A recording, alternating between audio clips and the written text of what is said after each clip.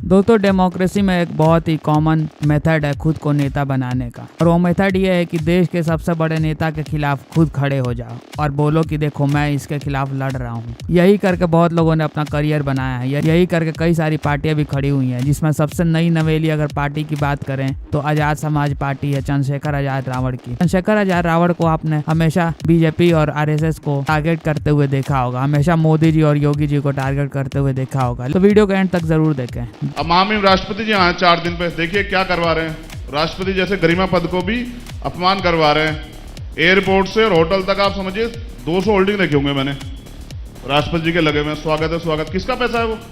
आप जनता का पैसा है वो, जो आप खर्च कर रहे हैं प्रचार पे और कह रहे हो फिर बेच रहे हो सरकारी उपक्रम। तो हम सब समझ रहे हैं, जनता भी समझ रही है। राष्ट्रपति तो अनुसूचित जाति से आते हैं, हालांकि राष्ट्रपति की जाति का नाम लेना नहीं चाहिए।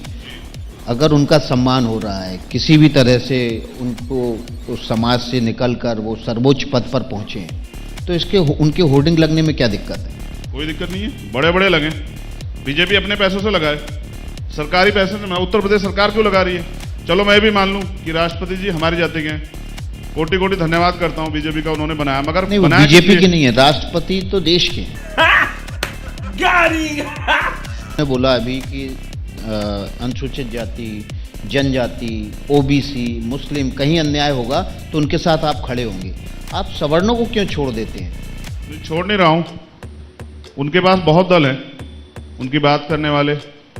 मुझे कई बार हंसी आती है कि अभी उत्तर प्रदेश में चलाया जा रहा था कि भाई ब्राह्मणों पर अत्याचार हो रहा है।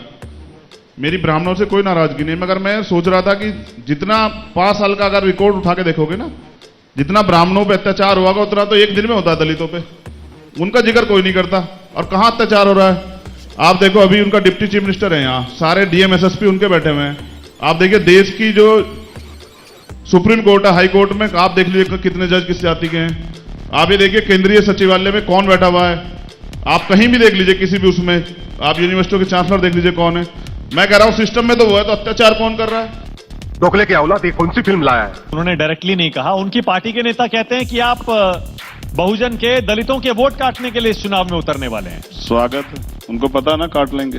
देखिए मैं आपको सीधे तौर पे बताऊं, मैं रहूं ना रहूं, मेरे जैसे 1000 लोग आ जाएं, उनके जैसे 1000 लोग आ जाएं, उत्तर प्रदेश सलामत रहेगा, देश सलामत रहेगा। इससे आगे बढ़ के आज हमें बात करनी चाहिए कि हम पे मुद्दे क्या रहेंगे। मुद्दों की बात तो तब हो जब आप अपने पत्ते खोलें, आप बताएं कि भाई मैं इतनी सीट पर चुनाव लड़ने वाला हूं, तब तो मुद्दों की बात करें। अच्छा बताइए, क्या चुनाव लड़ना ही राजनीति होती है?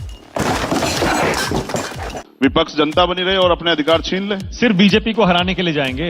ये भी तो कहेंगे इसको वोट दीजिए, इसको वोट दीजिए। खुद को जिताने के लिए जाएंगे, आजाद समाज पार्टी को ताकत में लाएंगे। हाँ तो लड़ेंगे ना चुनाव? बिल्कुल लड़ेंगे। अरे साहब पार्टी बनाई क्यों, आप बताइए ना। सवाल ये है कि क्या गठबंधन हो जाएगा तो उत्तर प्रदेश के नौजवानों को रोजगार मिल जाएगा? वो कहते हैं लोकतंत्र है, कहाँ का लोकतंत्र है? आप कौन सी सीट से लड़ने वाले हैं चुनाव, सोचा है कुछ? जहां पार्टी कहते हैं, हम तो अनुशासित वर्कर हैं। अरे पार्टी आपकी है, आपको ही बताना है। चंद्रशेखर आजाद को ही खुद बताना है कि चंद्रशेखर आजाद कहां से चुनाव लड़ेंगे, और आप कह रहे हैं पार्टी बताइए। जिस राजनीति में सिर्फ पैसे वाले हैं, गरीब लोग नहीं है, उसमें कहीं ना कहीं हिस्सेदारी बनानी है। और अब उत्तर प्रदेश की जनता के बारे में सोचना। जो अब देखिए, आप खुद को कांशीराम का चेला बताते हैं ना? बताता हूं, नहीं हूं, साबित कर दो नहीं हूं, आप बता दो। कोई नहीं, वो तो बहन जी तो कहती हैं कि कांशीराम की पार्टी तो बहुजन समाज पार्टी है। राजनीतिक विरासत उनके पास है, राजनीतिक विरासत उनके पास है, सिद्धांतिक विरासत मेरे पास है। कौन से ऐसे मूल्य हैं कांशीराम के जो बहन मायावती ने छोड़ दिए, त्याग दिए, तिलांजलि दे दी, त्याग कर दिया?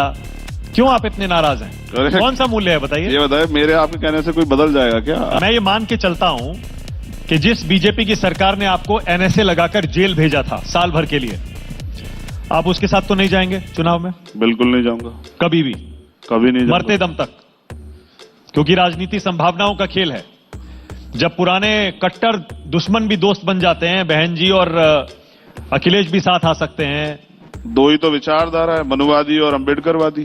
तो अम्बेडकरवादी विचारधारा अगर उधर चली जाएगी तो कुछ बचेगा ही नहीं, इस देश में एक ही विचारधारा हो जाएगी। अच्छा ओके, बीजेपी के साथ कभी नहीं जाएंगे? नहीं जाएंगे कभी। ओके, आज स्टेटमेंट दे रहे हैं, जिस दिन ये कर दें आप एक बार वो कर देना, हाल तो कर नहीं रहे हैं, पहले बता रहे हैं जब तक जिंदा है तब तक तो नहीं करेंगे। ठीक है, बहन जी के साथ अब जब लड़ाई एक ही है, बहुजनों की है, दलितों की है, तो फिर साथ तो आ सकते हैं ना? मतलब विकल्प खुला है ना? उनसे कह रहा हूं, फोन करें, उनसे कह रहा हूं कि बहन जी फोन करें। रावण चंद्रशेखर, जो भी वो बुलाती हैं आपको, कभी मुलाकात हुई है? आप बताते रहिए, आगे बढ़िए, हाँ। आगे बढ़िए। कहें कि आ जाओ, मिलना है, आओ चाय पीते हैं, तो जाएंगे या नहीं जाएंगे? जाएंगे ना? बुलाएंगे, चला जाऊंगा। बंद करो, हाथ जोड़ के मैं।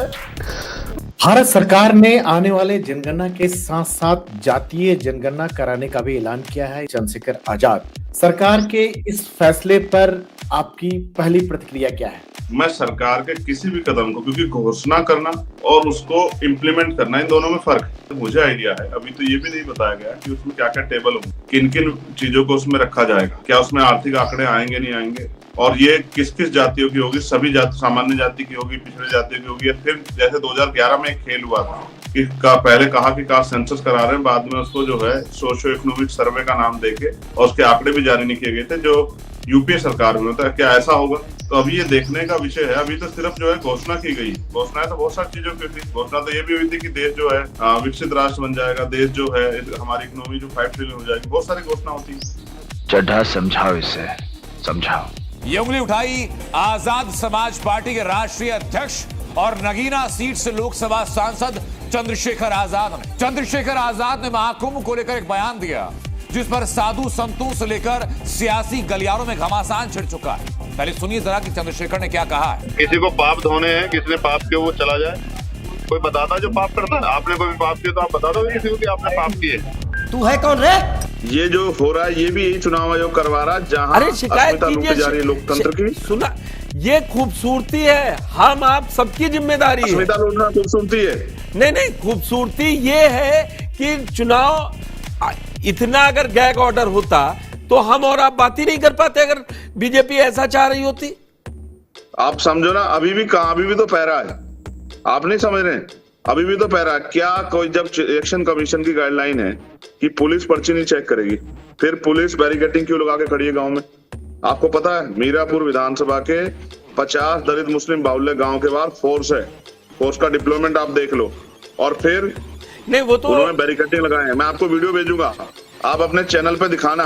बिल्कुल, हम सब आप जानते हैं, आप पहली बार नहीं जुड़ रहे हैं इस चैनल से। मैंने, मुझे भी 20-22 साल का मेरा जो है अनुभव है। मैंने पहली बार देखा कि गांव में बैरिकेडिंग लगते हैं गलियों में। दोस्तों, चंद्रशेखर रावण के पास देश और देश को लेकर कोई भी विजन नहीं है। सिर्फ जाति के नाम पे लोगों को भड़काना है और एक दूसरे को लड़ाना है। और ये कोई पहली बार नहीं हो रहा। कई सारी जातिवादी पार्टियां जो इंडिया में काम करती हैं और साथ ही रीजनल पार्टियां भी, वो ऐसा ही करती है। डिवाइड एंड रूल जो अंग्रेजों के द्वारा शुरू किया गया था, उसकी एक लेगेसी के रूप में ये लोग काम करते हैं। चंद्रशेखर रावण की वैसे तो कई सारे ऐसी डिबेट्स और इंटरव्यूज है जहाँ पे खुद को चंद्रशेखर रावण ने एक्सपोज कर दिया है। वीडियो पसंद आई हो तो लाइक कमेंट शेयर जरूर करें। जय हिंद।